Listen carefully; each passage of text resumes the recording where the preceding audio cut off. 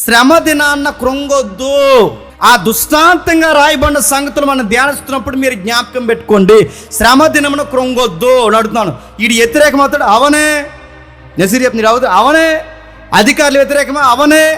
జబ్బుల రాని, ఇబ్బందుల రాని, వీళ్ళందరూ కలిసి మన కోసం మాట్లాడుకొని, వీళ్ళందరూ మన కోసం కూర్చుని ఎన్నన్నా వాగని, మన చర్యలు మార్చడానికి వీల్లేదు. మనం ఎలాగున్నామో నిండు కొండలాగా అలాగే ఉండాలి. మనల్ని చూసినప్పుడు పిచ్చెక్కిపోలేటరా, వీడికి అసలు భయం లేదట. భయం ఉండకూడదు. నిన్ను ఎవరైనా ఏమనంటే భయం వేసేస్తుంది, ఏదన్నా వస్తుందంటే భయం వేసేస్తుంది. ఇంకా భయం ఏంటి చెప్పిన, వచ్చే రోగాలు ఇంకా రాలేదు మన ఏరియాకి. న్యూస్లో చెప్పారంట. ఈ రోజు నుంచి వీడికి జాగ్రత్తలు అయిపోయి మెడికల్ షాప్ చుట్టూ తిరుగుతున్నాడు. ఇంకా రాలేదు, పోలేదు.